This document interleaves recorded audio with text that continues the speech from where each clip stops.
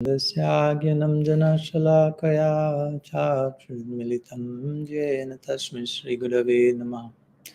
Nama Shrishtam Manumapi Satchiputram Matra Sarupam Rupam Tasya Gajamuru Purimatarim Goshtavatim Radha Kundam Girivaram Mahuradhigamadhavasam Prapto Yasha Pratita Kripaya Shri Gurum Tam Natosmi Vanchakalpatarubhyascha kripa sindhubhya eva cha patitanam pavanebhyo vaishnavibhyo namo namaha.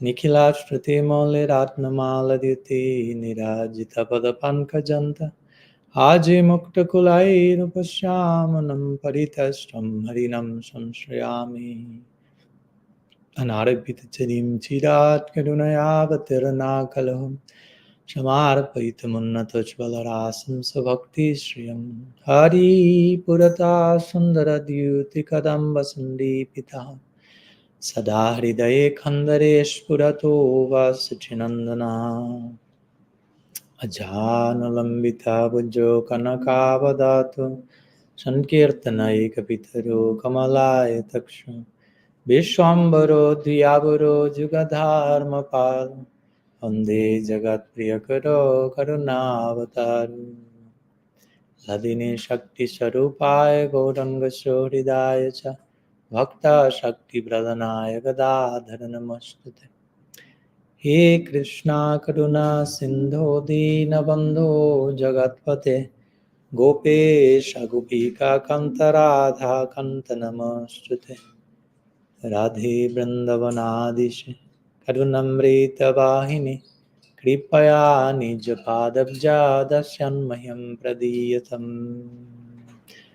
Bhaktya Vihinaya Aparatha Lakshaya Kipta Shakamaditarangamadhye Kripa Maitvam Sharanam Prapanam Brinde Namaste Charanaravindam Brinde Namaste Charanaravindam Shri Sachinandan Gaur Hari Ki Jai Shri Harinam Prabhu Ki Jai Shri Shri Radha Gopinath Ji Ki Jai Gaur Bhakta Vrinda Ki Jai Gaur Premanand Hari Bol.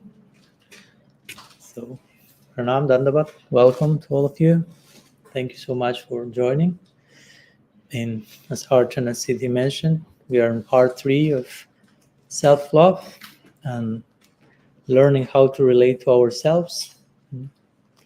As obvious as that may sound, and as difficult as that may be, as we were talking the other day, some of the things are the most simple things and the most difficult ones, because simple stuff is complicated for us, because we are complicated. So when something simple comes, it's like, what?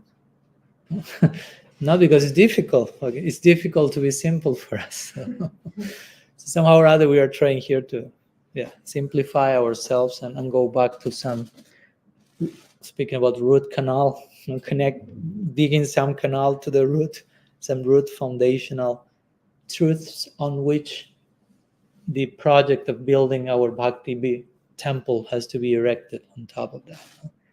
Because as Srila Prabhupada will say, if you are adding different numbers, you make the same, the first addition wrong, 1 + 2 = 7. No matter if you add every other number correctly, the end result will be wrong. In other words, if you make the first step in a, unreal way, the end result will be affected by that. So if our foundation of Bhakti is one of dysfunctional relationship with our own being, or wrong understanding of who we are, how Krishna sees us, probably that blueprint will be affecting every other step in our path and our journey, affecting how we relate to others, how we relate to the world, how we relate to Krishna, and so on and so forth. So yesterday, in our second meeting, a brief summary for those who were not, and especially for those who were there. Why not? So yesterday we were reminding ourselves how talking about self-love is not any type of philosophical heresy or something against our conclusions in our tradition, but it's basically what is called sometimes Atma Tattva, or the truth of the soul. What's the soul, and what's everything in relationship to the soul? Again, what's the soul doesn't only mean give me the official definition of the soul, that's Atma Tattva. Let's go to the next Tattva. No. What's the soul? How God relates to the soul, how God sees the soul, therefore how we see ourselves as souls, and so on and so forth. And in fact, Krishna said in the Gita, chapter 9, of all types of knowledge, I am the knowledge, Adhyatma Vidya, I am the knowledge of the soul. In other words, I am fully present in those moments when you grasp completely who you are, in all its implications. Self-love is one of those implications of what's the soul, what's the Atma. We gave the definition, the official definition of bhakti in our tradition. We cannot get more foundational than that. You have self-love right there in the official definition of bhakti given by Rupa Goswami, where the term Anushilanam is there, and Jiva Goswami explains this means serving Krishna and serving and loving everything that is in connection to Krishna. And as we mentioned, we happen to be in connection to Krishna. And everything happens to be in connection to Krishna. So if I am supposed to love Krishna, everything in connection to him, there is nothing not to love, because there is nothing that exists without a connection to Krishna. So that's the full-blown bhakti invitation. Love everything. Fall in love with reality, with existence. We call Krishna the central root of existence, but whatever exists exists in connection to that center.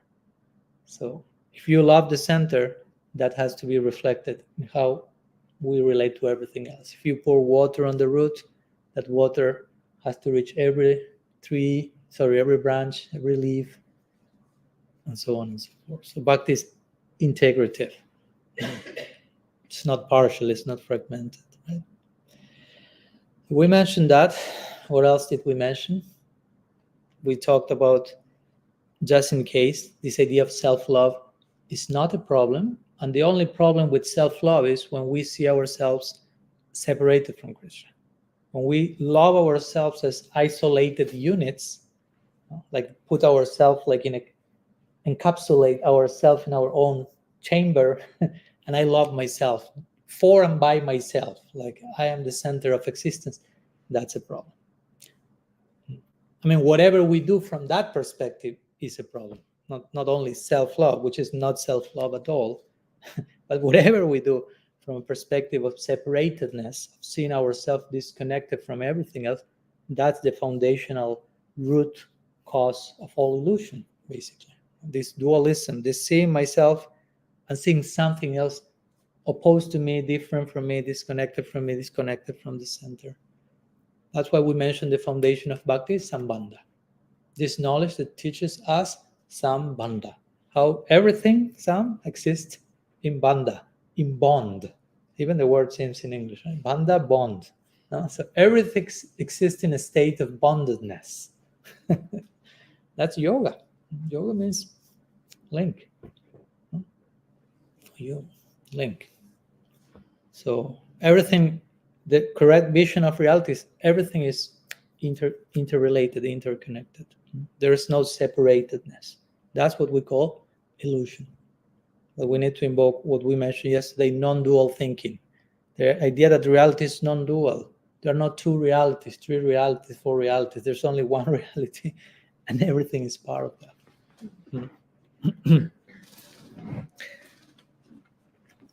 But still, we say yesterday, we find difficult in loving ourselves. Somehow or other, it results quite hard to embrace that project. And we analyze a few of those voices that may come when we try to love ourselves. We label them, as Tara Brach saying in Radical Acceptance, she used the term the trance of unworthiness. No? Many of us have fallen into that samadhi. No? A trance of unworthiness. I'm not worthy. I'm never good enough. I'm ugly. I'm despicable. I'm unlovable. And it's a trance. Now you are like how to say in English? You are like mystified. Like you're totally convinced that's the reality. Or like Henry Newman will call it temptation of self-dejection. We may feel I have so many temptations. I'm tempted to do so many things that I shouldn't do. But one foundational temptation is self-dejection. And sometimes it's such a temptation that we no longer see it as a temptation because we are so much in it. We have indulged so much in it in excess. We are addicts sometimes to that we don't feel that's a temptation because I'm overindulging in that. You follow? But from that comes all the other things. No? Even as we gave the example of arrogance. No? A person may be arrogant, but the arrogance is just a way of putting myself in a pedestal to avoid seeing myself for how I really see myself as despicable.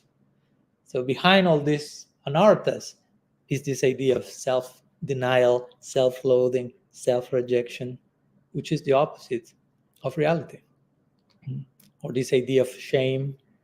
Because we also say yesterday, we made some mistake, okay, we have to repent, we have to beg forgiveness, we can experience some healthy guilt. I treat you badly, I make you suffer. I won't celebrate that. But another thing is shame, toxic shame, which will take me to the idea of not I did something bad, but I am bad. No. I am flawed by constitution. I'm ontologically bad.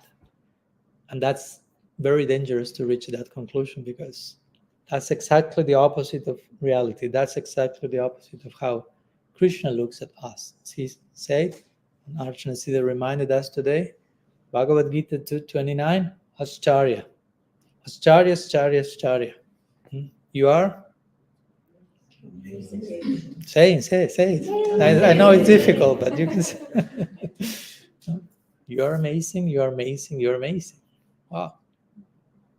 So if you want to argue with Bhagavan, that's your choice. But I wouldn't like to enter into a debate with him. No, like I don't think I'm amazing. I think I have my good arguments to defeat Krishna in debates. No, so no, that's not the reality. No, we are amazing. The soul is amazing. We are amazing not by our own creation. That's who we happen to be. We have to celebrate that. And Krishna loves that amazingness. So Krishna loves the amazingness of the soul. Why we shouldn't do that the same? Why we shouldn't love the things he's loving? We want to love him so badly. We have to learn to fall in love with the things he loves. That's a challenge. So we need to love that also. So today I like to conclude after this not so brief summary. It's always interconnected, but today I like to delve more in detail, although we talked about that, on Krishna's unconditional love to us. I've talked about that on a few occasions, but it's never enough. So we'll continue talking about this. We'll try to say something about that. Today I was reading second chapter, first canto of the Bhagavatam, and I never noticed that. But the first verse, Sutta Goswami is first, in the previous chapter, he's presented different questions by Saunaka Rishi and the sages of Naimisaranya. So in the first verse of the second chapter, first canto, it is a upachakrame, which means Sutta Goswami said, I will attempt to reply to your questions. I appreciated that, no? Because for me, attempt to say something is kind of the nature of this topic is unlimited. So I will try to say something, but I will never say everything about it. So let's try to say something today. And let's always remain in that spirit of, I'm attempting to grasp one point of this infinite line of, in this case, God's unconditional love. And why we want to talk about God's unconditional love in the context of self-love in Bhakti, because our basic premise, as you may recall, was Bhakti means to love Krishna and to love everything in connection to him. And one of the main, motivating factors to engage in Bhakti is to know that Krishna already loves us. That's a very healthy foundation to approach the relationship with him, to know he already loves you unconditionally. So that naturally will impel you toward that person from a very moved place, so to say. Not out of guilt, not out of calculation, not out of I have to make him like me. He already loves you infinitely. So that creates the ideal foundation. He loves me. I want to love him back. And in the context of trying to love him back, again, the nature of love is, Prabhupada say, you love me, you have to love my dog as well. In other words, you love whatever is in connection to me. So we want to love Krishna, and we happen to realize, Krishna tells us, if you want to love me, you have to love everything that I love. And you will ask him, and what's that? What's everything that you love? Everything. It's a challenging relationship, I understand. In other relationships, like, okay, I want to love you. And the other person, yes, love me, only all of you for me. And it's impossible, but it sounds simple. You go to Krishna, I want to love you. And he'll say, okay, but that implies love what I love. And can you give me the few people that you love? And it's like, there's nothing I don't love. So, and that implies loving me. And that includes you. That's the most difficult part of the answer that Krishna will give. When Krishna tells you everything else I love, you have to love it, it's already difficult. But when he says, and including that is also you, I love you, so you have to learn to love yourself because I love you. Wow, that probably is one of the biggest challenges in our life. But that's part of the project of loving Krishna. So if we really want to love Krishna, we will learn to love ourselves because we want to love Krishna so badly. It's always in the context of that, self-love in bhakti. So again, Krishna already loves us. It sounds simple, but we need to get that ingrained to the uttermost fibers of our being.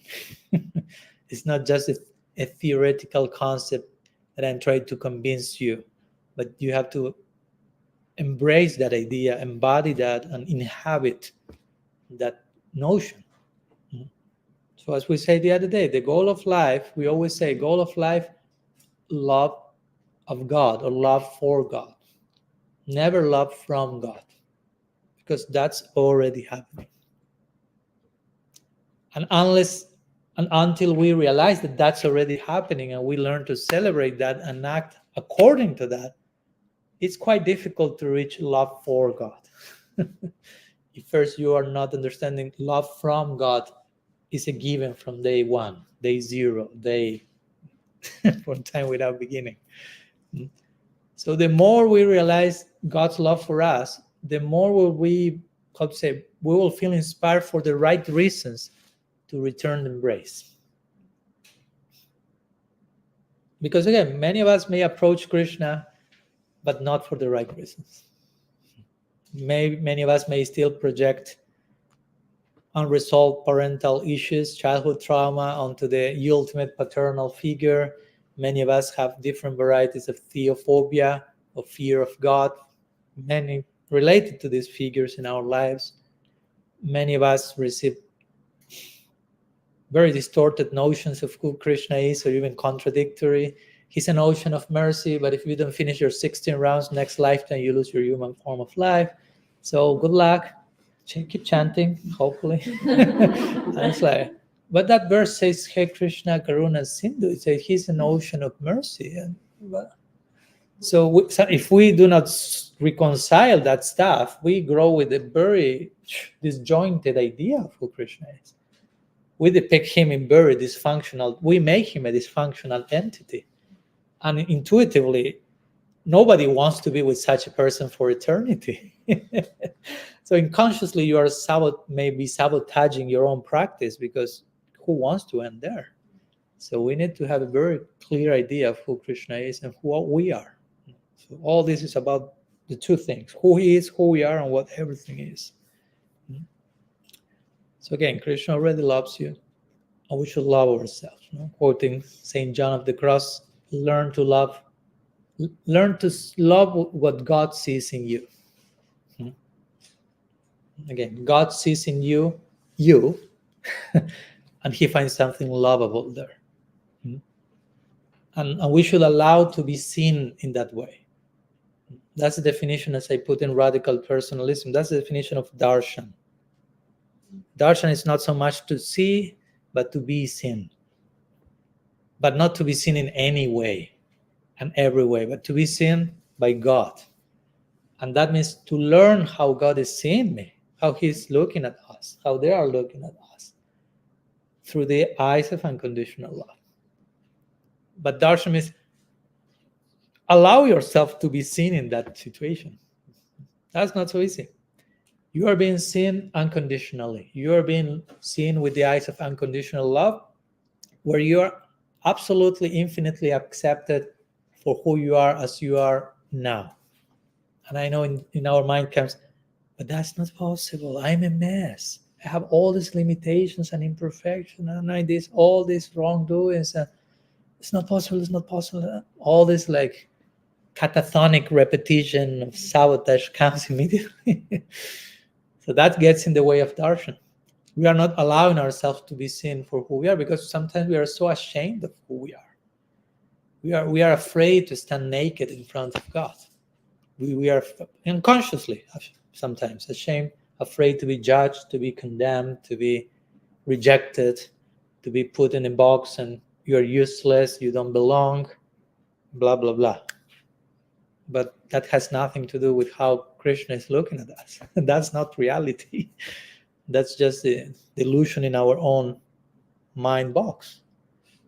But beyond that, when we think outside of the box, we realize, as Father Richard will say, everything belongs. Because God's unconditional gaze is everywhere. So it's an important exercise to be vulnerable and to show up, to be seen. I mean, we are always being seen by Krishna. It's not that, okay, I will show up so he sees me. He's already seeing you at any moment, especially when you try to hide yourself the most. He's seeing you naked, internally naked, in all your frailty, humanness, vulnerability, fragility. He's seeing it, and he's loving you in that situation, infinitely, unlimitedly, unconditionally. But to experience that miracle, you have to allow yourself that to happen. You have to believe that that's true. You have to believe Krishna when he says those things in the scripture. Because still, if not, we are arguing with him. We are like dismissing verses from the Gita because they speak so nicely about us. Because Krishna speaks so nice, you are amazing. I don't like that verse. Let's go to someone which speaks about my illusion and all that stuff. Krishna says in Gita, Suhridam Sarvabhutanam, I'm the well-wishing friend of every single living entity. You have to do something with that, because you are included in that list also. Suhridam is like the best possible friend you can have. So he said, I'm the best possible friend from each and every living entity. I mean, he has that capacity. So he's accepting us completely. He's receiving us. He has the capacity, like I was talking the other day with Richard Rohr. Sorry, I'm referring to that, but still it's very fresh in my experience in our podcast. And at one point he said this genius quote, like many of the ones he quotes, God is the total receiver. It's like, wow. I'll pause the recording of the podcast and give me a few hours to reflect on that. Right? God is the total receiver. No. He's receiving you totally, absolutely, completely, and everyone. Not partially, not fragmented, in a fragmented way, totally. So we are already fully accepted by Krishna. Try to, not now, maybe we continue the class, but then try to spend some time with, I'm fully accepted by Krishna. That's the main aspect of Sharanagati. Sharanagati, or surrender, in our tradition has 6 expressions. From those 6, 1 is considered the Angi, and 5 are considered the Anga. So the Angi is the central one, and the other 5 are kind of expressions of that. So what's the Angi of Sharanagati? Goptritve Varanam, which basically means accept that Krishna is maintaining you. What does it mean, maintaining you? Many things. One of them is accept that Krishna has accepted you. Accept that he accepts you. Accept that Krishna loves you fully, because he's maintaining you as by the strength of his love. So that's the central aspect of surrender, to bear that in mind and to act as if that's true, so to say, because that's true. That's the ultimate truth. Because as we said, philosophically, that's easily proven. God is love. God is not different from love.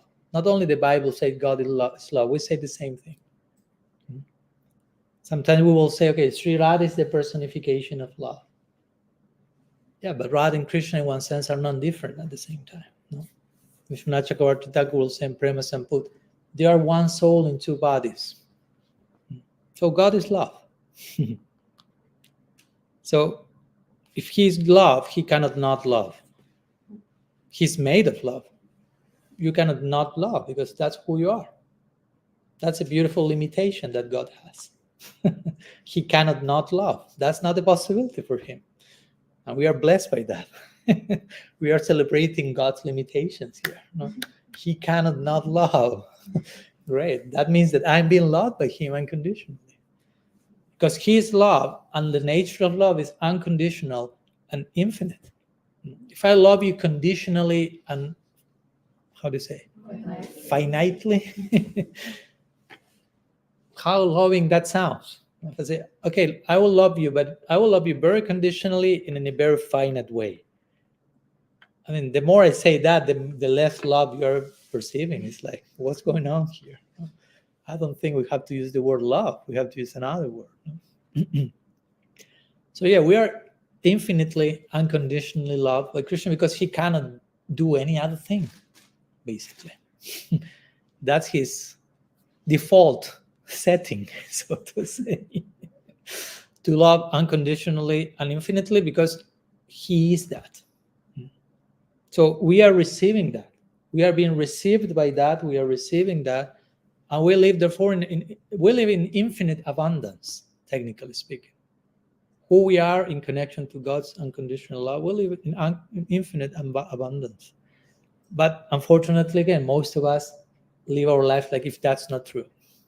Lose sight of the abundance and operate in a world of scarcity. It's not enough. It's not enough. No. What I'm receiving is not enough. What others are doing for me is not enough. And all that is rooted in one idea: I'm not enough. So nothing is enough, including me. It's not enough. It's not enough. While the actual, real, bigger picture of reality is abundance. It's more than enough. It's too much. I remember one song. I used to love the Beatles. I still love them. Why not? I used to listen to them a lot in my teenage years. I mean, I listened to a lot of music, but 60s was my thing. Although I'm not from that generation, but probably, yeah, anyhow, let's leave it there. And there was one song by George Harrison, very nice, and the title was It's All Too Much. And basically the lyrics explain all this stuff. No? It's all too much, abundance. No? It's all too much. By contrast to say, it's never enough. It's never enough. It's never enough. It's all too much. It's all too much. Reality is dripping and oozing with abundance. So we choose. No? We choose which cosmovision we want to have, how we want to orient our steps in life. You want to start with a positive ontology or with a negative ontology? Ontology means how you categorize reality, how you take reality for what it is. When you start with a negative ontology, it's never enough. I'm not enough. Nothing is enough. The immediate result is that if you develop fear and the necessity to control, because there's scarcity everywhere. So I need to get my resources, fear, calculation, control. You enter in cruise control, so to say, right? When you start with a negative ontology, when you start with the positive ontology, when you start with a yes, not with a no, you attain freedom. When you say yeah, the first thing you say yes, then you can say some other no's in the context of the initial yes. But you start with a no, that defines whatever comes after that. That's what, interestingly, in Sanskrit, the word, the famous Omkar, Pranava, Omkar, Om, which many times you read in Shastra, is the first sound of creation, which is non different from Krishna. Jiva Goswami explains Om is A-A-U-M, it's Radha, Krishna, and the Jiva. And Om in Sanskrit also means yes. I mean, if you speak Sanskrit and someone tells you something, you want to say yes, you can say Om. It's legal in Sanskrit ground. It means yes. And that's the first sound of creation. Yes. Start with a yes. And that yes is not different from Krishna. Radha and Krishna and you, all of them together, is a big yes. No? It's hope, giving hope. What you are looking for is real. What you need is there. There is abundance. There is no scarcity. There is a yes. Start with a yes. So that's what we are trying to talk about here. Self-loving bhakti is start with a yes. The no, we are not against no, but the no has to come after the yes. We need to say no sometimes, but on the basis of a foundational Om. Yes. So we need to reclaim, so to say, our identity. We need to reclaim our dignity as souls in connection to God that loves us unconditionally.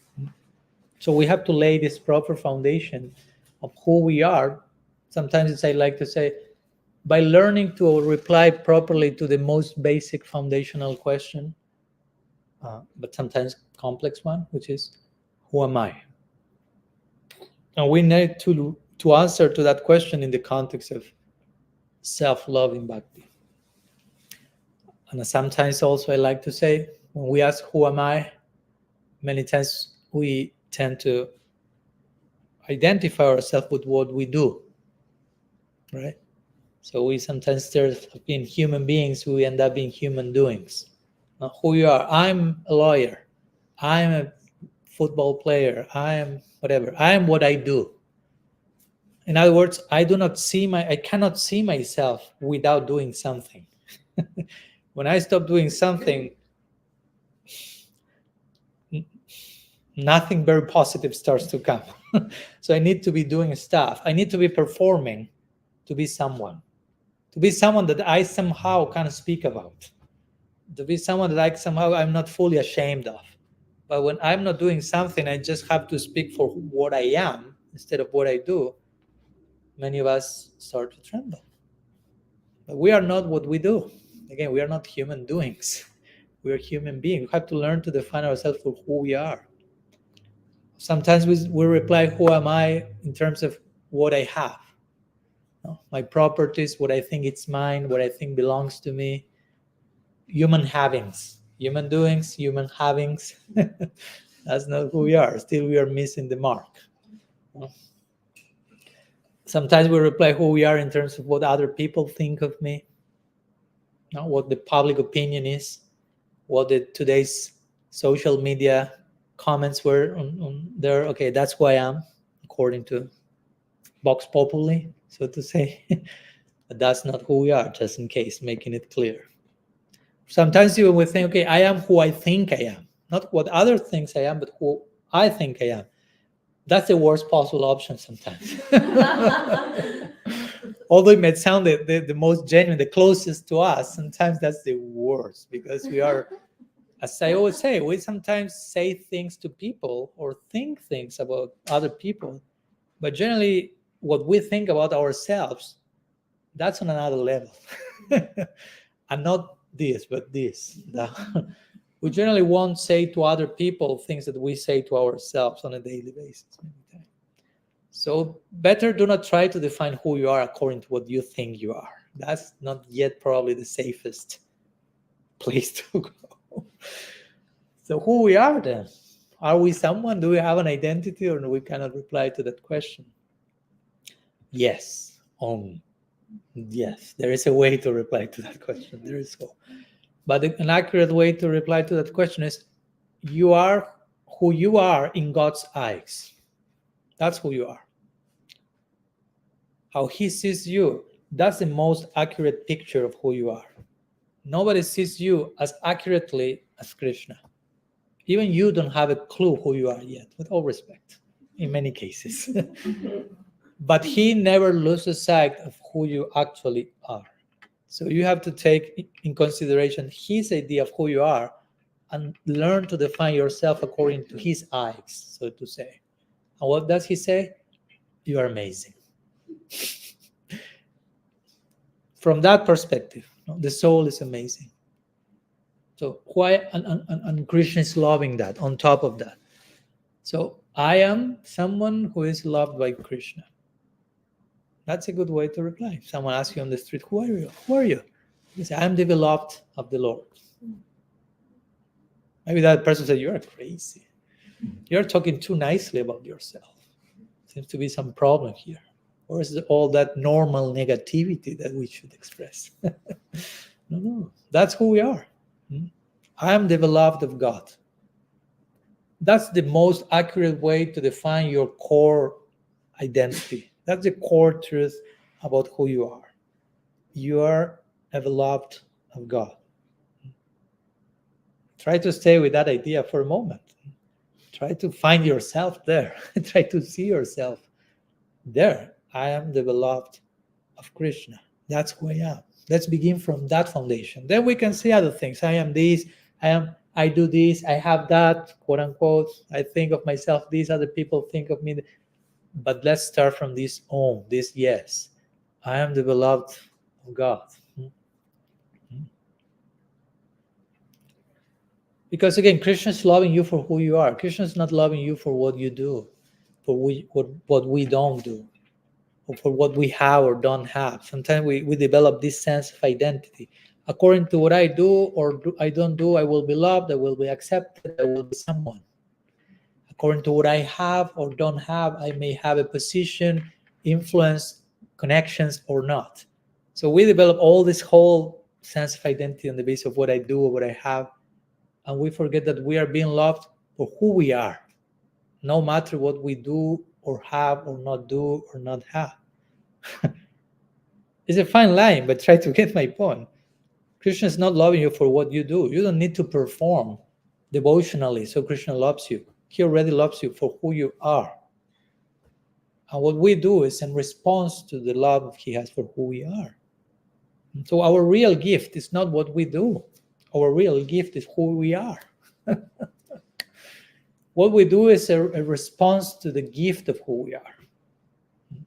What we do, the service we may offer, is a reciprocation for the blessing of who we are being loved by Krishna. The real gift is already there before you did anything. That's for certain. In fact, that's the only certitude we are given. God's unconditional love, that's the only certitude you are given. That's a fact, that's a given from day one. Everything else is uncertain. Right? I mean, analyze your life. Tell me what you planned to do 10 years ago till today, if everything happened as accorded. Like, you can see the reply immediately. No? We are just laughing, not to cry.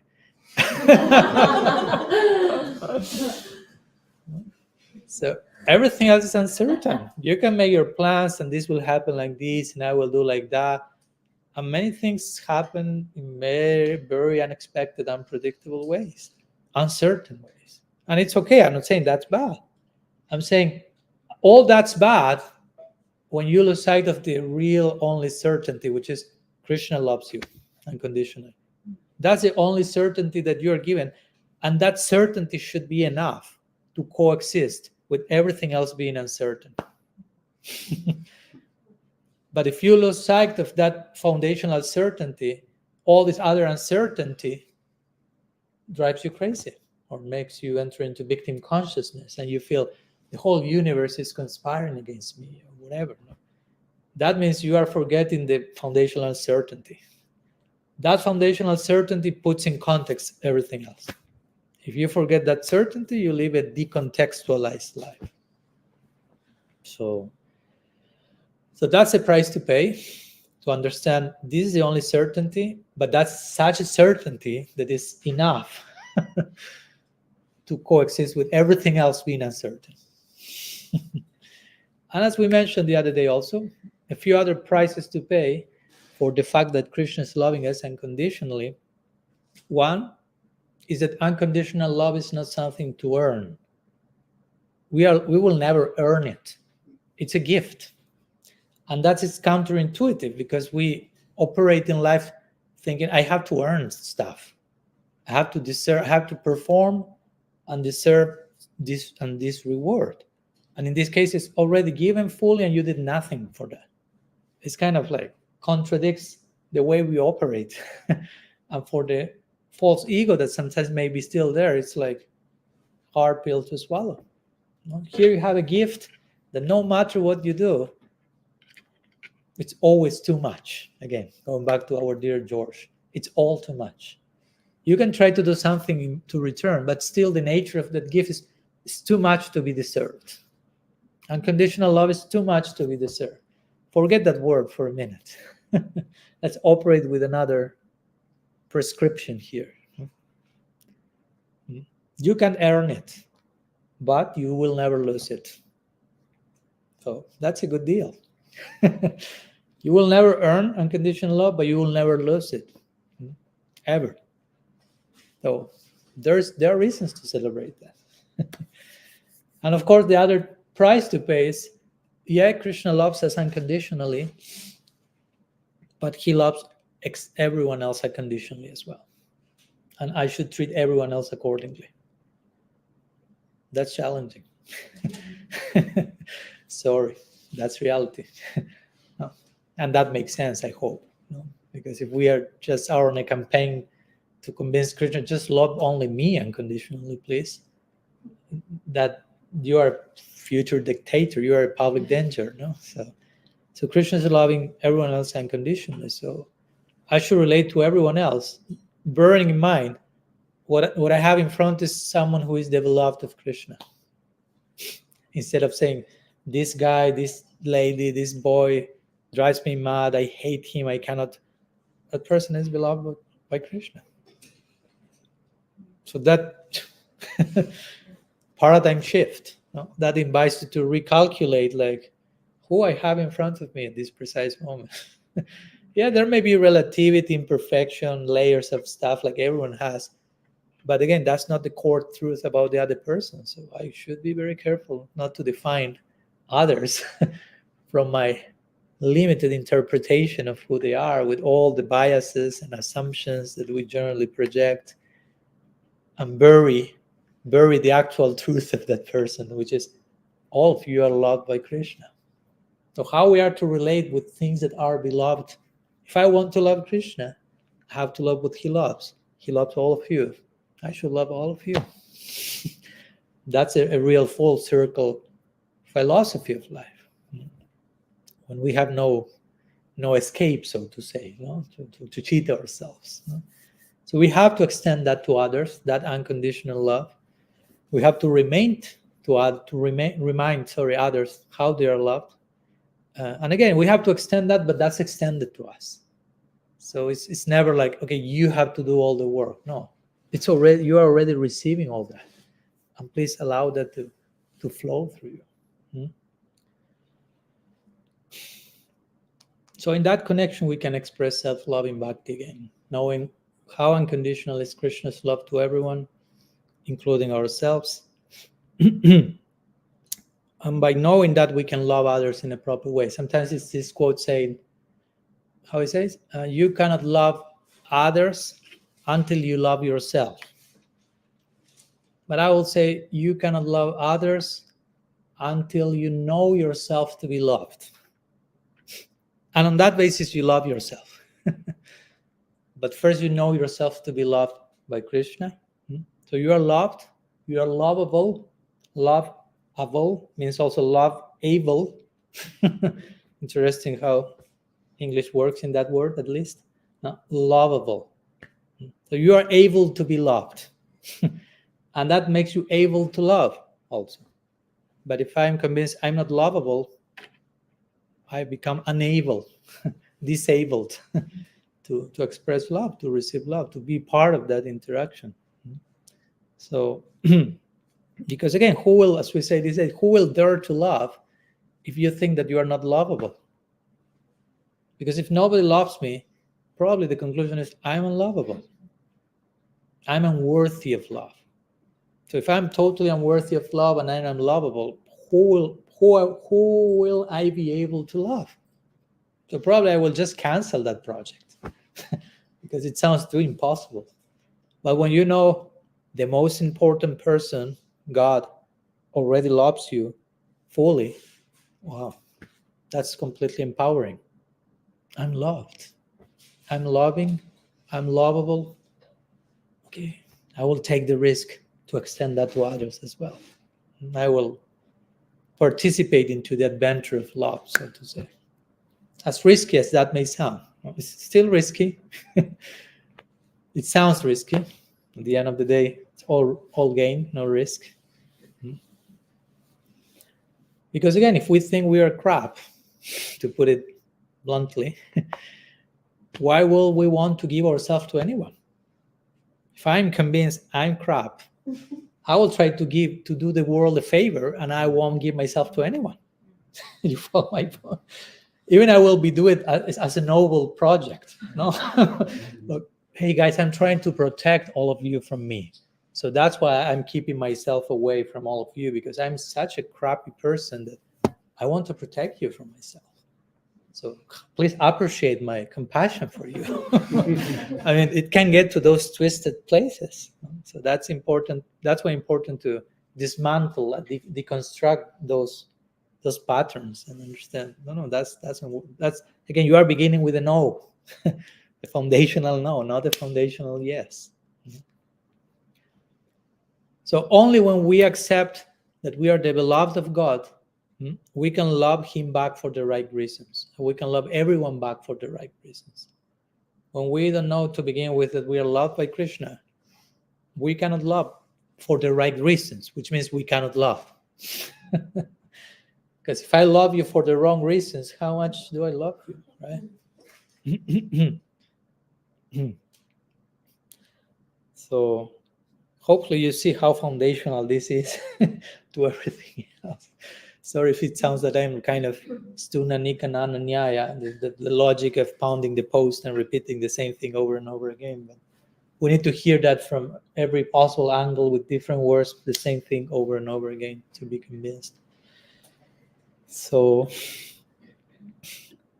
I'd like to conclude if you give me a few extra moments. It's our last meeting in this series, at least in this series, and with an analogy that I came to know recently, and I found it very, very nice and very graphic, that is given by one Christian author that I like a lot. Sumati likes a lot also, Bhaktirasa, I assume. And probably those who know him will like him, I'm sure. You cannot not like him when you know him. His name is Henry Nouwen, and there's a book that he wrote called Being Developed or something like that. And he gives a Christian example of the bread, but which can be applicable. It's beyond one particular tradition. So he is in this connection of God's unconditional love and who we are in that relationship. So he speaks about the bread and the 4 stages, so to say, of the bread, which is the bread is taken, the bread is blessed, the bread is broken, and the bread is given. You can make the analogy with prasad, no problem. You take the boga, you offer it, you cut it, you serve it. It's the same principle. No? Taken, blessed, broken, given. So we are the bread in this example. So I'd like to finish going through each one of these 4 stages to further give a little bit more of hopefully clarity to this idea. So we are taken to begin with by God. Taken, another word, let's use a more powerful word. We are chosen. by God, by Krishna. You are chosen. Now, when I say you are chosen, as we said the other day, generally for us, the idea of being chosen implies someone else is not being chosen, right? In this world, if you hear, oh, he was chosen, you know that some people didn't qualify, so to say. But that's not how Krishna operates. So when Krishna chooses you, he chooses everyone else at the same time. You are chosen, but you are chosen, everyone's chosen. That's another way of operating again. He chooses in a way that nobody loses. It's a win-win scenario for everyone. Yeah, right? So to be chosen doesn't mean that others are rejected. Krishna chooses in a way that everyone is included. That's his integrative choice. And I know it's difficult to conceive, especially in the world we live, which is so competitive, and only one can reach that particular point. You want to attain whatever, that promotion and that post in the work. It's not that everyone will be chosen. So you have to really enter into a mode of being the chosen, and the price for that is everyone else will lose, basically. So that's not what happens here. We are chosen, and everyone else is as well. So that's the first of these 4 stages that we need to keep in mind, again, from the right perspective. Again, there's no place for arrogance here. Arrogance will be, I'm chosen and you are not. But when I say I'm chosen and all of us are chosen, it's most like a humble celebration of that fact. So a way to keep this chosenness in mind is, of course, try to be around people who remind you of your chosenness. That's what we call sadhu sangha in this context. When you are reminded of your deepest identity, you are beloved of God. You have been chosen by the unconditional love of Krishna. Did you forget that today? Yeah, sorry. Not only today. Yeah, we need to be reminded of these simple facts. Now we are hearing that, and I see all of you, and all of you are like, yeah, taking notes. But the challenge comes when the class finishes, so to say. And we need to keep to ingrain those ideas till they become second nature, till they start to sound by themselves inside of us. As long as that's not happening, we need those reminders coming to us externally, probably on a daily basis. So that's what we call satsanga. Environment, people, places that somehow or other reinforce each other in reminding who we actually are. What's our deepest identity in this connection of being the beloved of God? And of course, another aspect that comes as a byproduct of that is celebrate that. Celebrate your chosenness. Sometimes we call that kirtan. Kirtan means celebration. Celebration of the fact of who you are in connection to Krishna. And celebrate that you are not an accident. You are divine choice, if you want to put it like that. No, we are not an accident. Oh, I just happen to end up being the mess that I am. No, you are not an accident. No. So that's very, very important. And of course, when you discover the blessed nature of being chosen, naturally a deep desire comes to reveal to others their chosenness as well. Again, it's not something that I will keep it for me and it's only for me. On the contrary, no, that's the great joy of being chosen.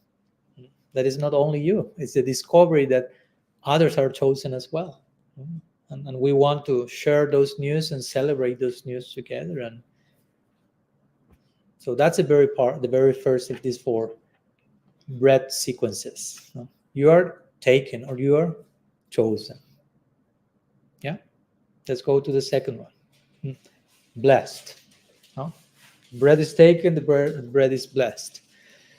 Of course, since you are chosen, you are blessed. That's like an immediate conclusion. You are chosen means I'm blessed. Which is, again, the opposite of the sense of being cursed. Cursed, you say in English? Because many of us are carrying that on a daily basis. I'm cursed. Again, I'm not enough. I'm unworthy. I'm unlovable. I'm never being able to whatever. You fill the gaps there. Sometimes that comes more easily. I'm cursed. instead of I'm blessed. I'm blessed. Again, even if it sounds too basic, you can write this stuff in the paper, put them in the mirror in the bathroom, so when you're brushing your teeth, you have something good to think about. You can get closer to the divine while brushing your teeth. There's no limit for bhakti. So again, I am blessed. You have, sometimes we use the word blessing, give a blessing, to give a blessing. Or sometimes people ask, Maharaj, can you give me a blessing? And I'm like, I don't have an idea what idea you have about that, what you are expecting. It's so bizarre. And sometimes you can feel that they want a certain type of blessing that I personally consider a curse, basically, sometimes. No? So what's a blessing? Well, blessing in this context means to remind each other of your own blessedness. You want me to give you a blessing? Okay, I will give you a blessing. You are blessed. That's my blessing. Again, it's not my special capacity, it's just I'm reminding you, and by reminding you, I'm reminding myself, you are blessed. Again, going back to this yes, to this om, to this affirmation, you are blessed. Begin with that. Don't begin with I'm cursed. That's negative ontology, fear, control cruise. You know how it ends. Begin with om. Yes, om. You are blessed. Affirm your blessedness. You are beloved. We are beloved. So that's the characteristic of someone who is blessed. Someone who is blessed is someone who is always speaking words of blessing wherever they go. In this connection, words of blessing, right? Words that are constant reminders of how all of us are blessed already. And in that sense, creating self-love in bhakti, creating a healthy sense of, wow, I can love myself in that context. I have been chosen, I'm being blessed. Again, it's not my own creation, it's not my separate merit, but it's an undeniable fact. I cannot deny that. To deny that will be the greatest form of blindness, because it's the most obvious, deep, profound reality, I think. So we are blessed. Sometimes we can enter more deeply in connection with this in prayer, not trying to spend some time, whether we are chanting the name of Krishna, we are praying one way or another, even sometimes in silence, trying to listen to Krishna's voice in our heart. If we are silent in a proper way, you will be able to hear Krishna's voice saying, you are blessed. And again, for us, this may sound self-indulgent. No? I will just sit and listen that I'm blessed. Like if that will be like an easy exercise, as I say, in practice, that's hard discipline, I can tell you. Try to sit in silence till you hear a voice that tells you, I am blessed. That won't come immediately, probably. Probably first will come all these containers of crap. You are not blessed, you are cursed, you are this, and you are that, and you didn't do well yesterday, and you are not enough, you can do better with this. All these layers, we are layers, and you have to reach a point of real silence and connection with presence, and here you are blessed. Gently push aside all these voices when they can. Go back to a point that we can listen. Like when we are chanting the name of Krishna, again, we are chanting the name, we are supposed to listen to the name. The chanting of the name is not to call Krishna, because Krishna is the name. You follow? So I say Hare Krishna, I'm not addressing someone somewhere else. Krishna is not different from the name. So I say Hare Krishna, that's Krishna. So I'm not calling someone. He's not different from the calling, so to say. So he's already there. That's Krishna's unconditional love. Hare, he's immediately there. Even if I still think he's over there, he's closer than I can think. And try to listen to the name. And when you listen to the name himself, Krishna, Shishira, Krishna will tell you, I love you. You are blessed. You are chosen. And we have to trust that voice. Because even we may hear that and we think, oh, I think I'm getting dysfunctional. I heard today that I'm blessed. There must be a problem. No. That was Krishna talking to you. Finally, you heard that. Now you have to trust that voice. That demands effort. That's not easy. That's not impossible, but that's not easy either. So that's sadhana. Sadhana means discipline and effort in trying to enter into those places, spaces, and develop then trust and confidence. That's reality, and not all the other stuff that is found in other parts of the day. So anyhow, we are blessed. We are chosen. We are blessed. We are taken. We are chosen. We are blessed. And now comes another one. And it may be equally difficult, but equally beautiful. We are broken. Like you break the bread, so to say. So we are chosen. We are blessed, despite being also broken. As humans, with all our frailties and insecurities and limitations and vulnerability. And we need to acknowledge all that and integrate that as part of our identity. No problem. That has to be integrated. The way I'm broken is telling something unique about myself. The way each of you are broken tells something unique about yourself. So our brokenness is as unique as our chosenness and our blessedness. So that's another thing that makes us who we are in our uniqueness, your brokenness. And how, in the context of your brokenness, Krishna loves you unconditionally. Again, Krishna is not telling you, I only love you when you stop being so broken. No. Please be perfect, and I will love you. That's the worst contradiction ever. Stop being vulnerable. I mean, Krishna himself is vulnerable, as we talked in radical personalism. God himself is the all vulnerable. He's almighty, all vulnerable.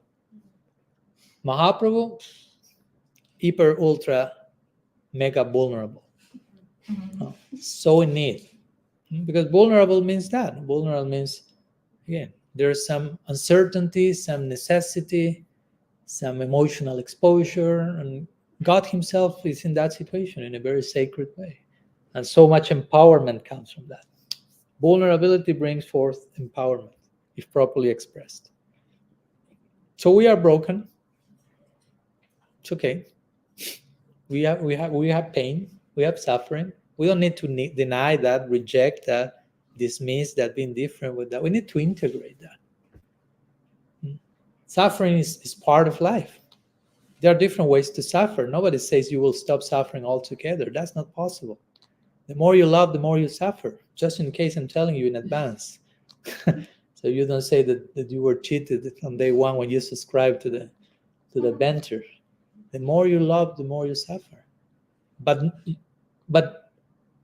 don't be afraid, Rachel. She's becoming too serious now. Mars, what are you talking about? The point is that when we hear the more I suffer, it's like, I don't want to suffer. I don't want to. But we know a certain type of suffering, which is bitter and which is many times devoid of purpose and meaning. It's empty, superficial, miserable. But when you suffer while loving, that's another suffering altogether. We call it suffering, but we may use another word if you want. But there is suffering in love, but it's sweet. Srila Srinivas will say that. There is sweetness in suffering. It's possible. It's diametrically opposed to the suffering without love. When we suffer without love, we really suffer because we don't have love. When we have love, whatever happens in that context is sweet, whether suffering or whatever. Compassion, the example I always give, and you don't need to reach Golok Vrindavan to understand what I'm talking here. Compassion, here. Hopefully all of you have experienced compassion at some point in your life. Compassion means you are suffering by seeing other people suffer, and you're connecting with that in empathy, and you suffer. But that's expanding your heart. That makes you grow. That makes you love. But you are suffering. You follow? So it seems paradoxical, it seems contradictory, but it's not.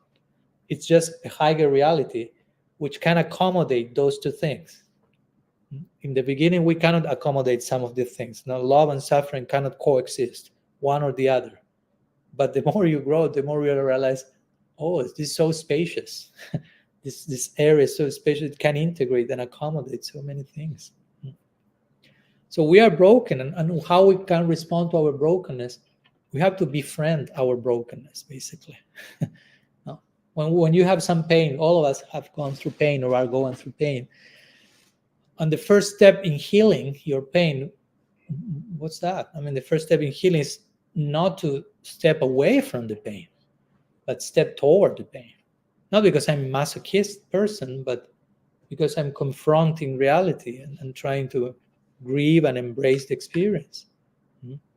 Generally, healing is difficult when we don't want to know the pain. That's when you don't have healing. It's interesting because actual healing entails integrated pain, not rejected pain, dismissed pain.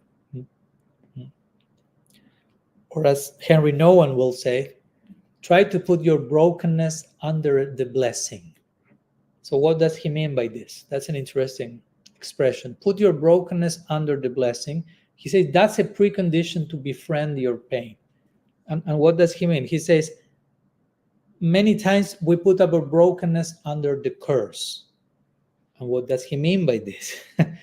Leaving our brokenness under the curse means that whenever we experience pain, we take it as a confirmation of our negative feelings about ourselves. You follow? Something bad happens in my life, and that's a confirmation of how despicable I am. So whenever comes some situation of pain or brokenness, I put that under the curse, and I see myself I see that as a further confirmation to reinforce this no instead of the yes.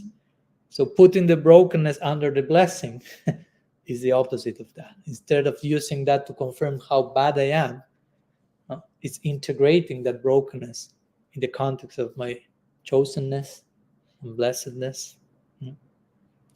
Because if we put our brokenness under the curse, even small burden, you don't need to go through life catastrophe. The smallest burden, if you perceive that as a sign of worthlessness, that can take you to kill yourself. And if you analyze the situation objectively, you say, oh, but almost nothing happened. But that confirmed your worthlessness in such a way that took you to depression or even to suicide in some cases. Follow my point? And the opposite, again, if you have the proper orientation, great burden can come to your life. But it will be relatively light and easy to navigate because you are living that in the light of blessing. I'm blessed, I'm chosen, and this brokenness is coming. And despite that, in the concept of that, I'm blessed and chosen. So you can navigate what seems intolerable, you perceive it as a challenge to grow. And that's why, again, you can experience true joy in the midst of suffering. We know many, many testimonies of people going through extreme suffering, experiencing great moments of depth, and epiphany and joy. For us, it's like, how is this possible? Because they're living their brokenness under the blessing, again, not under the curse. So all this speaks about self-loving bhakti. Again, they're having a self-image idea. I'm blessed, I'm chosen, I'm broken, and I'm blessed, and I'm chosen. So all this happens in the same context.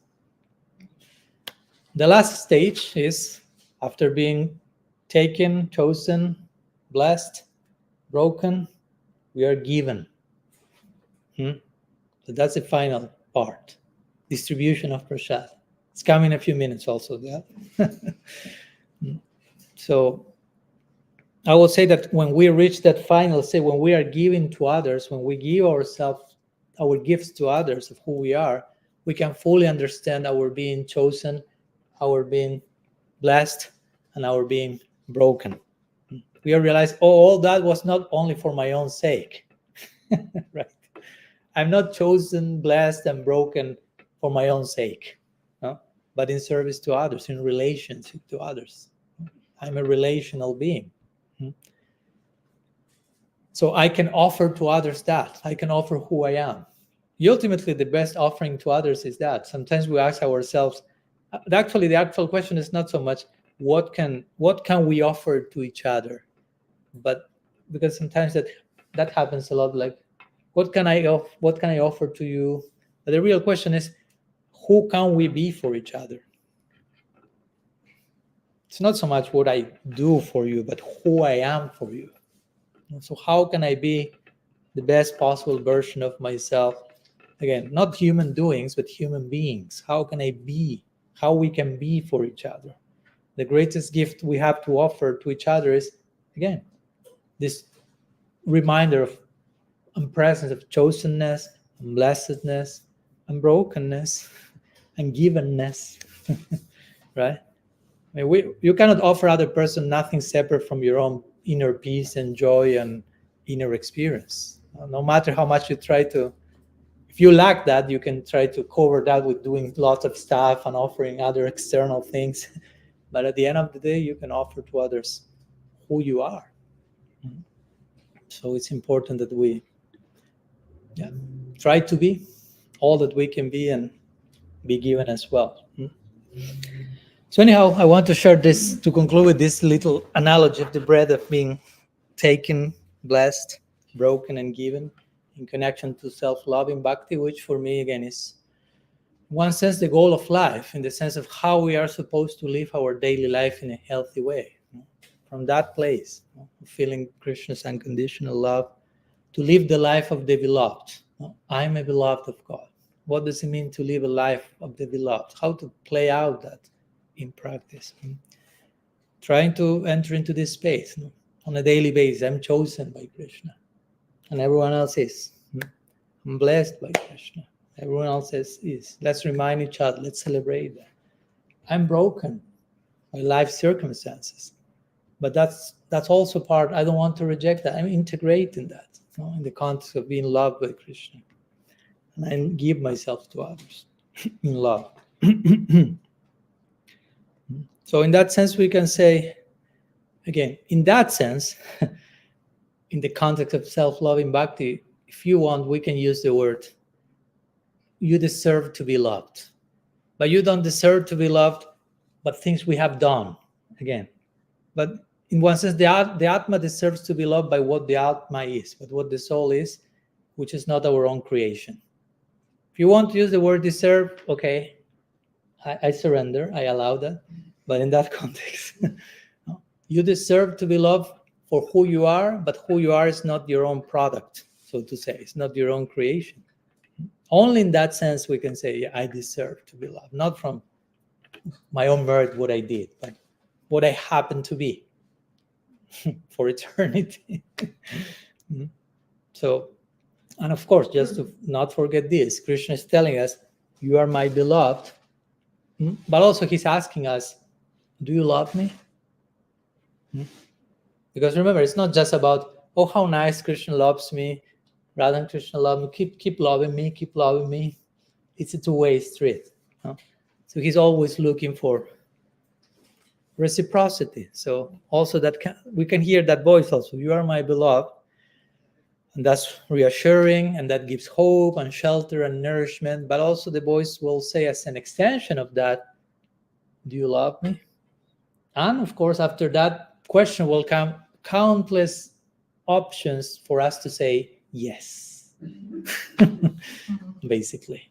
Om. Again, go back to the Om. Om is not only Krishna loves me. Om also means I want to love Krishna. It's not just, oh, so nice that everything positive is coming to me, but I want to reinvest. So to say, I want to reciprocate. So that's the essence of spiritual life, the chance of saying yes to Krishna's love. He's already loving, he's already approaching, he's already receiving me and accepting me. Now it's my turn to say yes to that call, basically. Giving back the embrace again. Om. Every time you say Om, from now on, I know that you will you have a new idea of what that means, right? So this is the ultimate goal of life, right? Divine love, to love Krishna. But again, the ideal foundation is to know that you are beloved by Krishna. And self-loving bhakti happens to be that. So basically that's who we are. That's our true nature. We are the beloved of God. And those are, how to call it? We can call, those are indestructible news, right? And those indestructible news will make you indestructible if you keep them in your mind. No matter what happens in your life, what comes on your way, nothing will have the chance to crush you completely. If you embrace this indestructible news, you will become equally indestructible, because there's nothing more powerful than love. So if you keep love in its proper orbit and in its proper awareness, including self-loving bhakti, that's a source of all empowerment, basically. That's real self-esteem. That's real foundation for practicing spiritual life. That's real bhakti. As we say, bhakti without self-love is some form of dysfunctional bhakti. So let's remain open to, let's reimagine bhakti. If we had an idea of bhakti without self-love, let's reimagine bhakti in a way that includes self-love. So we can continue rediscovering what bhakti is about, who we are about in the context of that. And on that foundation, try to love Krishna, try to love others, try to love ourselves, try to love everything in between, so to say. Anyhow, few thoughts to conclude our 3-day presentation on self-loving bhakti. I hope it helped on something. You didn't lose the 6 hours in these last 3 days coming here, and I hope you received some further insights. I did, because again, I'm sharing with you, but it's also for me. I need to say the things and keep them present in my mind. So thank you for giving me that opportunity. And I don't know if you have any questions. We have some minutes. Questions, comments, idea, things you might like to share. We opened the circle. I mean, circle was open always, but more officially, Mahendrani, yes. And you probably already answered this, but and in due course of time, I realized the answer, but I thought I should still ask for the extra reinforcement. So as I was thinking about everything we heard in the class, and this morning I was thinking about everything we've heard so far on this subject, my mind said, so Krishna loves you unconditionally, just the way you are, with all your messiness and lackings. You don't have to do anything to earn his love. You already have it. Your sadhana and your service is not to earn his love, it's to reciprocate his love. But the problem is the service and sadhana that you're offering, most of the service and sadhana that you're offering is low class, dismally inadequate, and the whole list of adjectives. So my 2 questions are, one, what would you recommend I say to the mind in that case? And the other one is, I see that I measure whether Krishna is pleased or not by whether I am feeling the joy of service, but I'm not sure that that's an accurate measure. Because he may be pleased, but I'm not feeling that. Thanks for that tone there in that word. That helped to further illustrate. Yeah. I think you know the answer to my question, Mahendrani, but we will say something, of course, to honor your inquiry. Thank you so much. So, so yes, of course, Krishna loves us unconditionally. We still are a mess, embodied, personified from tip to toe. Yes, we say Om to that also. Krishna still loves us, and we honor that. We don't want to abuse his unconditional love. So I remain being a mess because he loves me? No, because he loves me, that inspires me to stop being a mess. That's empowering. Realizing that I'm being loved despite my messiness is giving me further impetus to change whatever needs to be changed. So that's one thing. And of course, as you say, okay, we try to love back, we try to offer something in service, but our subjective opinion is that what we offer is low class, or whatever expression you mentioned is not the best, it's never enough, I don't know. Again, we have to be careful because we were talking yesterday about perfectionism, and this notion that, again, it's never enough. It's never enough. And in comparison to Krishna's love, what I can offer is never enough. But you have to be able to, even if you want to say that, you have to say that in a way that is healthy.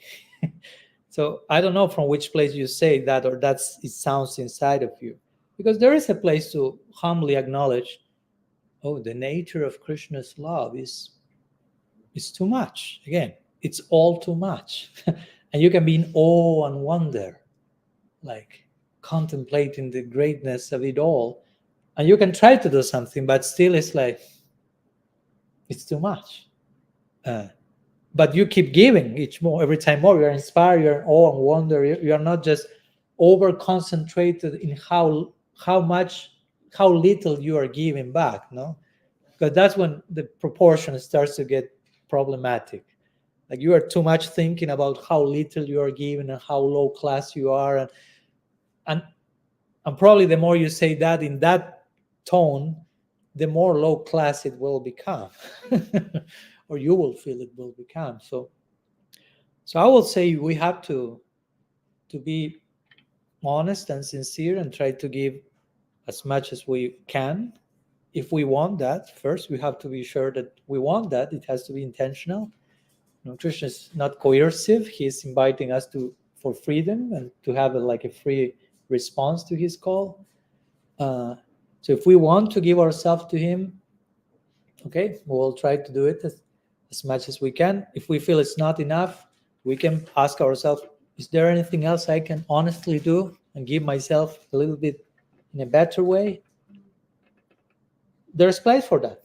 It's okay. I mean, because of course we want to be, challenging ourselves in a healthy way, not overexertion and exhaustion and extremeness of burning out and no, but also not the other extreme of no, I'm giving everything I can always, please. I don't know. I'm not so sure. So there is place for healthy introspection, and yeah, I can give a little bit more. Yeah, I know I can. Do I want to do it? I'm choosing to do it or not? I don't know. Then we have to have that conversation with ourselves, and also, but again, also try to make it sustainable, because the bhakti journey is supposed to last forever. So we won't be able to give ourselves fully ever. And what do I mean by this? Even you become a pure devotee, achieve prema bhakti, arrive to Golok Vrindavan, all the labels are there in place, all the box checked. Still, you can give yourself more fully on a daily basis for eternity. So in one sense, it's never enough. In one sense, not in a dysfunctional sense, but in one sense, you can always give more. So you have to administer that, because you are supposed to live that forever. So you have to live with that in a way that is not traumatizing. That's the nature of love. You can always surrender a little bit more. You can always love a little bit more forever, at every step and breathe and moment in eternity. So we have to be careful to think perfection is some kind of fixed maximum. I have to reach perfection. What does it mean? Once I'm there, I reach the fixed maximum, perfection is there. In one sense, there is no perfection, because you can always become more perfect. Or you can say, okay, perfection is attaining prema bhakti, but on top of that, you can always achieve a further degree of prema bhakti. So in that sense, perfection becomes more perfect, if you want to put it like that. So yeah, anyhow, we try to do our best as sincerely as we can, and even if it's still it's messy, Krishna accepts that. And again, we may want to do something else, but also you have to accept that he's accepting that. You cannot deny that. You cannot deprive him of his own opinion. right? So Krishna will tell you, api chet sudura charo vajanti mamana nibak saduriva samantabhya samyabhyabhyasito isa. He said, despite you are misbehaving in many ways, still you are a mess. I acknowledge that, Krishna says. But if you are honest and sincere in trying to give yourself to me, for me you are already a sadhu, sadhvi. You are for me a saintly person. That's my opinion, Krishna says. So you have to accept, you have to come to terms to that. You cannot tell Krishna, no, change your policy. It doesn't work like that. Only you can call me, see me as a sadhu when I'm perfect in this way that I think. It's like that. Krishna will look at you like, you are on a trip. No, you are tripping badly. No? So yeah, we have to try to do the best we can, and again, live our practice from a positive way. You know, Susukam Kartum, Krishna says in the Gita, Bhakti has to be executed with excessive joy. He's not saying you have to pick a whip and spend all day condemning yourself of how low service you are offering to me. That's that. Again, there's a place to improve and grow, but be careful not to make that a pattern, an all-pervading pattern that deprives you of the natural celebration of the fact that you are the beloved of Krishna, of what we are talking about, and you lose sight of this foundational yes, right? Which was the second part? Whether a feeling of joy of service is always a measure of whether Krishna is pleased or not. That he might be pleased, but you're not feeling that exhilarating feeling of joy. Okay, that's a good point also, because yeah, sometimes we may kind of measure Krishna's response by how we feel, but also how we feel can depend on so many things. And so many stuff is getting in the way of how we feel. So we should be very careful not to, define Krishna's feeling according to how I'm feeling. So I will say again, if you are sincerely trying to live your life with integrity and authenticity, Krishna's happy with that. In general, to put it in general. I may be feeling in different ways, but it doesn't mean, I don't know, if I wake up depressed one day, it doesn't mean that Krishna's angry with me that day.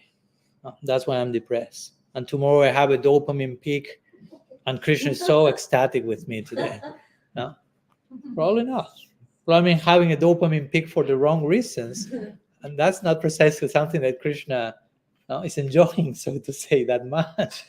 And sometimes I'm having a cloudy day, but I'm sincerely trying to invoke his presence and remain aligned with my ideals, and still it's a messy, cloudy day, but Krishna is so happy with my struggles on those moments. There is one quote that I shared in my book, I cannot recall it now, but something to that effect, that something like God is more pleased with your struggles on the cloudy day than when you're with your dopamine peak on a sunny day. I mean, it's not like that. I'm just giving the wordings. Do you follow my point? Because also, if not, we can also become addicted we can become a dopamine bhakta, basically. No? Like I have to always be feeling intensity, so to say. And that speaks about how Krishna is feeling regarding me, and not necessarily. There will be days that even seems that nothing is happening. There's no purpose and there's no meaning. I mean, there is, but I'm not drawing anything from that. But it doesn't mean that Krishna is cursing me and he's taking all away because I did something wrong last week, and then you start to go neurotic with that. No. We are sincerely trying to acknowledge how you feel in that moment, who you are and where you would like to be, and try to do something about it. I mean, Krishna is merciful. He's a nice guy. He's generous, yeah. And as you were speaking, I was seeing that in regard to the service being inadequate, I thought, as you were speaking, I thought that yes, some of it is comparing what I'm offering at the time to some ideal I have of how it should, some high, unrealistically high idea of how it should be, or to other people who are doing something what I consider better. So if I can still comparison is always comparison is always recipe for anxiety, because I mean, it's unrealistic. That's why Krishna says in the Gita, and that sounds so simple but so foundational. I say, better you do wrong what it's yours to do than perform nicely what is someone else's duty. Krishna is not asking for perfection. He says, do it wrong, but be authentic with your call. I want to see that even if you're a mess and you are doing everything wrong, it's you are trying to do what you have to do. That's the best thing. But comparison many times creates this situation of, I try to evade my own call and try to look how others live their life, how they do it, and to live the other's life instead of mine. And it's like, it's not possible even. And yeah, and we have so many beautiful examples, of course, of our teachers. And okay, you study the life of Raghunath Das Goswami and Haridas Thakur. It's inspiring, as long as you don't try to imitate them. Then it may become dysfunctional, because who can sustain that standard?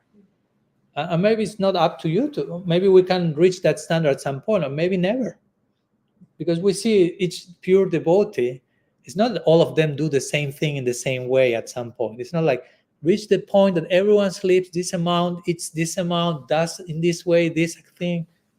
Each one is their own individuated being, right? And they express their bhakti in very different ways. Some are more renounced, ascetic. Some are completely extravagant and eccentric. Some are praying for compassion for all living entities. Vasudev telling Mahaprabhu, give me all the karma of everyone. I stay here paying their karma. Some others are oblivious to the suffering of this world because they're too absorbed in what's going on in the Leela. I mean, you have a whole palette, you say?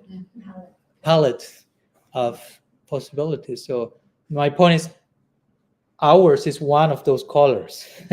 No? And it's unique in its own way. So we can draw inspiration, but at the same time, the challenge is to craft our own offering through our own unique individuality to Krishna, and not just do a copy-paste replica. That's not tasteful for Krishna. He wants to taste our uniqueness and individuality. That's radical personalism.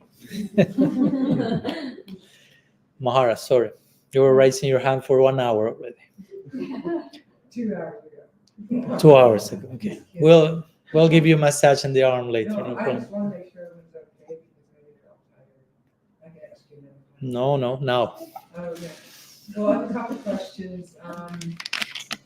I was thinking yesterday, noticing how the devotees were all recognizing that they felt like, low self-esteem, or they were going to all feel that.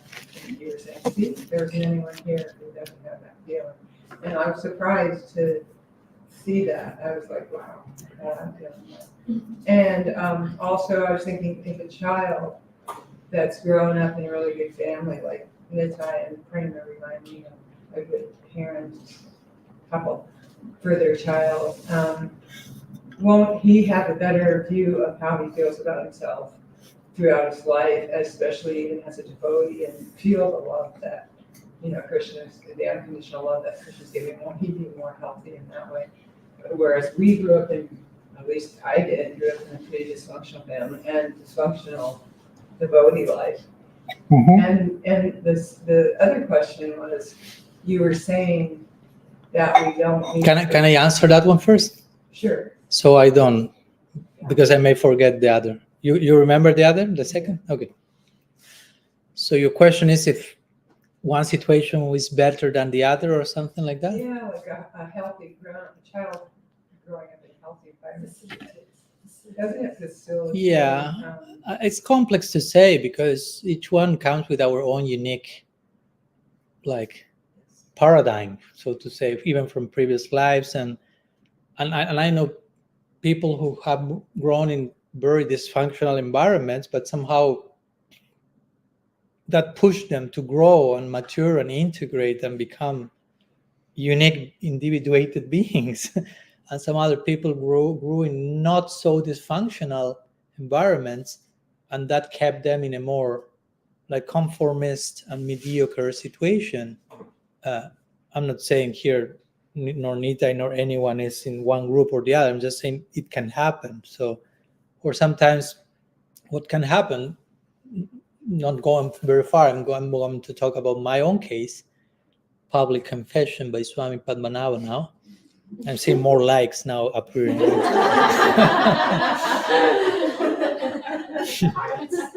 have to know how to boost the clickbaits, as they call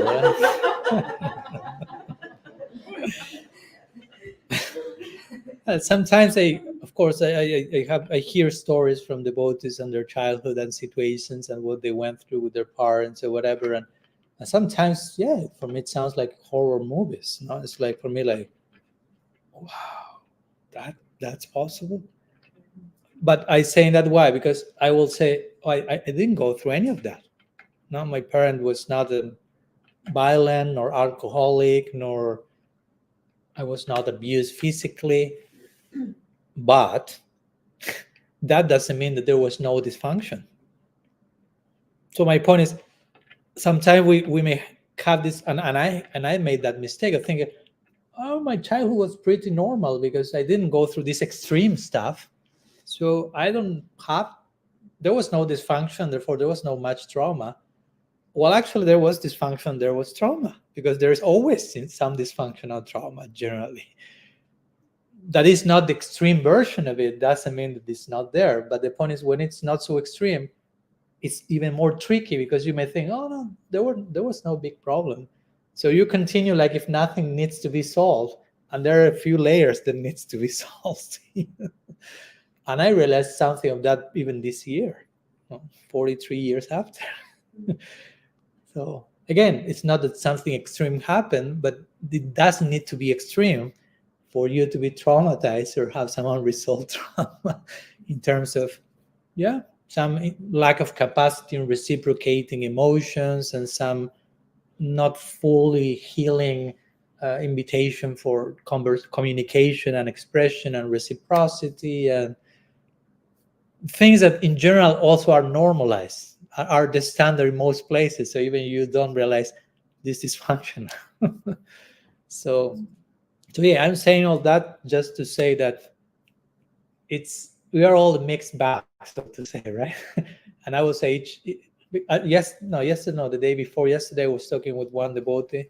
He was born in a devotee family.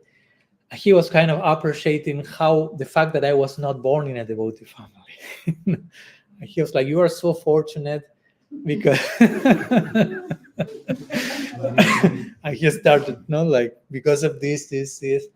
But of course, I also told him, well, I can say the same to you from my own perspective. You are so fortunate because this. But I can understand the cons of that list, the pros and cons, and I have my pros and cons. So at the end of the day, it's not about comparing each other, because we can enter again the comparison game. And he had a more blessed childhood. He was more devotional. Mine was more dysfunctional. We went through whatever we needed to go through, in one sense. For some reason, we were there, not to create anything. I have to blame myself for that, but just we have to take responsibility for that, and do not allow our past circumstances to define us fully. Because sometimes, even if we went through something very dysfunctional, and I know it's not easy, I don't want to sound like talking about this cheaply. If someone went through something really complicated, I know it's very difficult to, like, what's the word, surmount. You can say surmount. Okay. That. But also, there is always this temptation of becoming the victim forever. Like, I don't know, my father did this to me, and because of that I am like I am. And you like define yourself by the abuse you received, and you get stuck there. It can happen. It's a temptation. I'm not saying you're a bad person if you indulge in that. I know it may be difficult not to do that, but it's important not to do that, because we can really end up there. And again, it doesn't even sometimes need to be something extreme. If we are not too mature, You just need some little complex situation, and for you, that's the end of the world. No? I remember Houston Smith in his books, The World's Religions. He gives that example. Like when we are children, and our psychology and emotional maturity is not full blown. I don't know. Someone gives us a toy, and for us, that toy is God, so to say, is everything. And suddenly the toy falls and breaks. And the child experiences that subjectively as the end of life. That's apocalypse. Now, it's terrible. It's like extreme. So he's mentioning there, like, we are supposed to grow. And when we are adults, we can manage situations like that. Like implying sometimes we don't do that. Sometimes still things like that happen. And we become disturbed in an exaggerated way, so to say, disproportionate way. So my point is, you don't need to have an extremely dysfunctional and traumatized and abusive background to feel whatever you may feel. As I was mentioning before, no? If we leave our brokenness under the curse, just a little situation is enough for us to be depressed, to be suicidal. And if you have a proper foundation, you can be a Viktor Frankl in the Holocaust. Sorry to give an extreme example. And you are going through the highest horrors, not highest, worst horrors you can possibly go. And you are just deriving meaning and purpose from all that. And you are getting enlightened. Again, I'm taking it to extremes. There are so many things in between. No? But second question. That verse, some harms are reputation, Yeah. meditation. Yeah.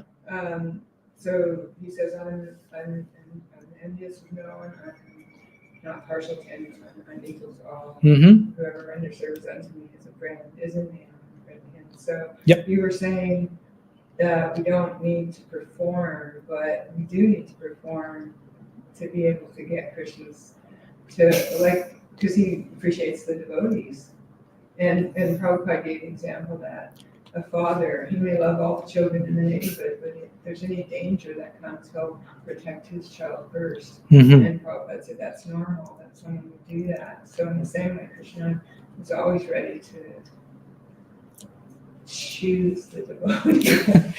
Again, he chooses the devotees, but he chooses everyone else. I know, but he The- gives special attention. Why? Because the devotees especially give their attention to him. That's what Krishna said, Yatamam prapadanti tam stataiva. As you approach to me, I reciprocate. So doesn't that mean we have to perform more? Like, sometimes. No, it doesn't mean we have to. It's never a have to. But we have to sort of, because we're not perfectly there, but we have a taste for it. Yeah, but my point is, we don't. Hopefully, I understand there is a place where I have to, but hopefully it's a place from I want to, I choose to, Yeah. not I have to. Because sometimes I have to because if I don't, this is what happens. And it's more negatively oriented because of the fear of the consequences of not doing what I have to. But Krishna loves everyone unconditionally, foundationally. Now, on that basis, if someone approaches him in a certain way, he reciprocates. That's what he means when he's partial to his devotees.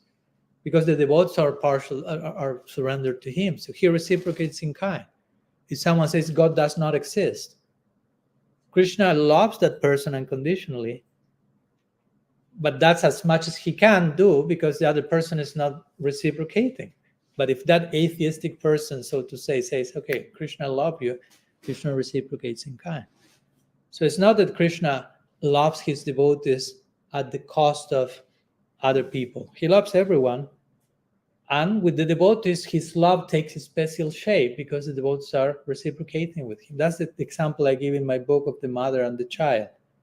No? Like the baby, just briefly, and with this I conclude.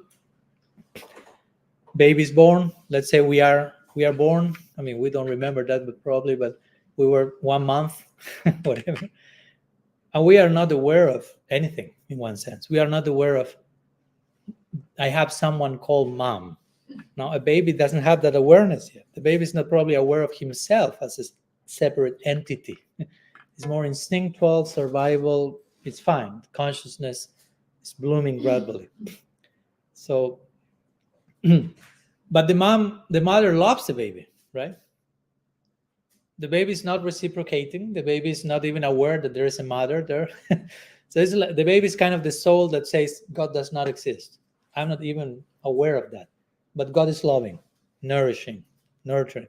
Now the baby grows, becomes aware, oh, there is someone called mom. And she gave me so much all these years. Wow. I'd like to reciprocate to her. She loved me unconditionally, basically. So the baby is no longer a baby, starts to love back. So the mother already loved the baby, but now that she's receiving the boy's reciprocation, her original unconditional love takes a new shape to reciprocate that love. Do you follow? The love was already there, but now it's taking a certain shape to reciprocate what was coming from the other side. But the love was always there. But in that case, it takes some shape. In other cases, still doesn't take shape in particular way because the other person is not reciprocating. But it's still there is love. Like again, the mother to the baby, we cannot say she's not loving the baby because the baby is not loving back. So that's how I will explain how Krishna loves the devotees in a special way, in a special shape, but still loves everyone else at the same time. Yeah. Okay, thank you very much. I hope this helped. We will conclude here. It's almost 1 hour, 45 minutes. So I have to process all this as well. And next Saturday, just in case for those of you who have time, we'll do one last meeting, but it will be general Q&A. I won't be addressing a particular topic. Sometimes those meetings are my favorite, actually, and because I don't have a clue what I will be talking about, and you will be bringing any themes or topics or questions, and we will just be carried by whatever waves are taking us. So that will be next Saturday, online also for those who are connected, here at Arjuna City's place, same time, 5:30. So if you would like, invited to come, invited to invite. And we can conclude here. Some snacks. We have some snacks for everybody. Before the snack? No? Oh, me? Short kirtan? Oh, yeah. Sure, yeah. Yeah? Yeah. 2 minutes. I had no idea what. Sorry. Yeah. Okay. Okay. I was saying, like, some little persona. Sri Sachinanda Mahaprabhu ki jai, Sri Harinam Prabhu ki jai, Sri Sri Radha Gopinath ki jai, Gaur Bhakta Vrinda ki jai, Gaur Premanand Hari, Vancha Kalpataru Vishagra Sindhu Vyacha Patitanam Pavanebhyo Vaishnavebhyo, Ananta Koti Vaishnava Vrinda ki jai, Gaur Hari.